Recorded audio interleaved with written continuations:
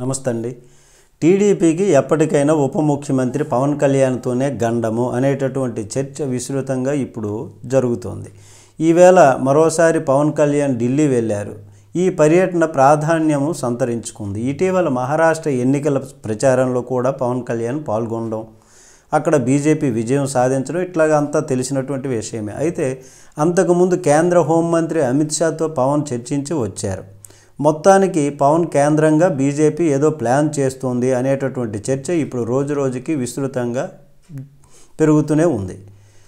ఎప్పటికైనా చంద్రబాబు పాలిట పవన్ కళ్యాణ్ ఏకుమేకు అవుతాడు అనేటటువంటి ప్రచారం కూడా ఇప్పుడు జోరుగా సాగుతుంది. చంద్రబాబు 10 ఏళ్ళు సీఎంగా ఉండాలి అనే కోరుకుంటున్నట్టు ఇటీవల పవన్ అనడం వెనుక పెద్ద వ్యూహమే ఉందనేటటువంటి అనుమానము టీడీపీ వర్గాల్లో ఉంది.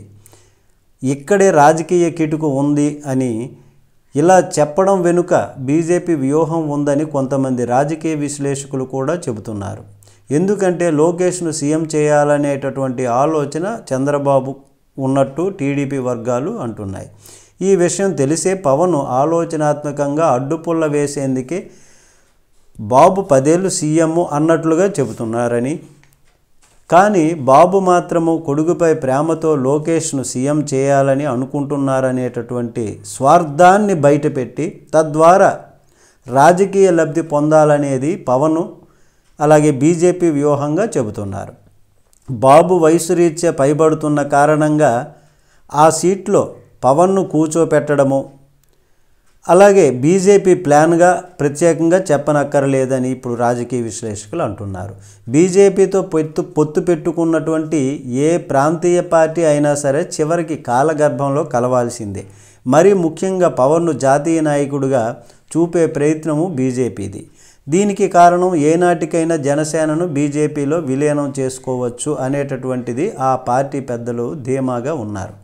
అందుకే పవన్ను తమిళనాడు, మహారాష్ట్ర, కర్ణాటక రాష్ట్రాలలో తిప్పుతున్నారు. కేవలము జనసేనానిని పవన్ను బీజేపీ జనసేనానిగా చూడడం లేదు. పవన్ని దేశమంతా జెండా పాతాలని బీజేపీ తహతహలాడుతుంది. అందులో భాగంగానే రాబోయే రోజుల్లో పవన్ను తమ పార్టీలోకి తీసుకొని సరికొత్త నాటకానికి తెరలేపనుంది.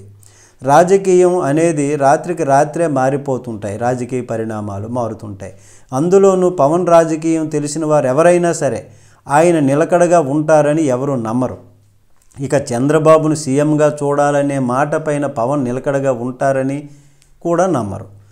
ఇక చంద్రబాబును సీఎంగా చూడాలనేటటువంటి మాటపై పవన్ ఉంటారని అనుకోవడం భ్రమ అని కూడా ఈ విధంగా అనుకుంటున్నటువంటి విషయం. అయితే ఇంకొక రకంగా కూడా చెప్పుకోవచ్చు. పవన్ కళ్యాణ్ బీజేపీతో జాతీయ స్థాయిలో నాయకుడిగా అలాగే స్థిరపడిపోతే ఒకవేళ ఏదైనా కేంద్ర మంత్రి పదవి కావచ్చు, లేకపోతే ఏదైనా మంచి రాష్ట్రానికి ఒక గవర్నర్గా కూడా వెళ్ళిపోయేటటువంటి ఛాన్స్ అయితే లేకపోలేదు అని కూడా మరికొందరు అనుకుంటున్నటువంటి పరిస్థితి. చూద్దాం ఏం జరుగుతుందో. నమస్తే.